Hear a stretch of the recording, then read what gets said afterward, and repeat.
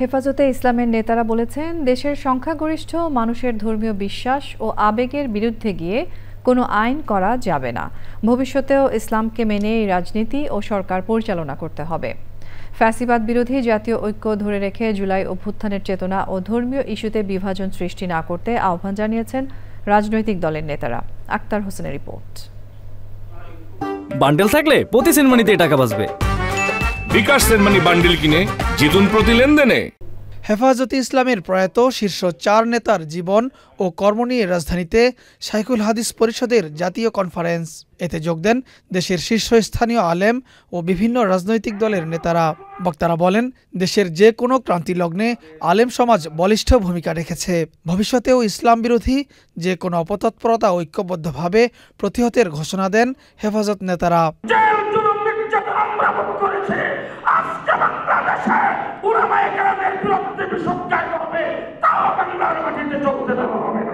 এই শাহবাগের চত্বরে নাস্তিক মুরতাদরা যখন আমার নবীর বিরুদ্ধে কটাক্ষ করছিল, এই দেশের ধর্মপ্রাণ মুসলমানদেরকে মাঠে নামার জন্য খোলা চিঠির মাধ্যমে উজ্জীবিত করেছিলেন। বাংলাদেশে শরিয়ার ভিত্তিতে দেশ পরিচালিত হবে, এর কোনো বিকল্প নাই। আমরা ৭৭ ভুলি নাই, রক্ত দিতে এখনো ভুলি নাই। উলামায়ে কেরামদেরকে যারা শ্রদ্ধা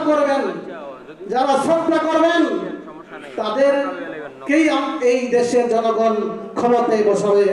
বিভাজনের রাজনীতি ও দেশবিরোধী চক্রান্ত ঐক্যবদ্ধভাবে রুখে দেওয়ার আহ্বান জানান রাজনৈতিক দলের শীর্ষ নেতারা। আমাদেরকে বিভক্ত রাখতে পারলে কাদের লাভ, সেটা আমাদের বুঝতে হবে। তা আপনারা কি এখনো বিভক্ত থাকবেন? রাজনীতির স্বার্থে আপনারা বিভক্ত থাকবেন?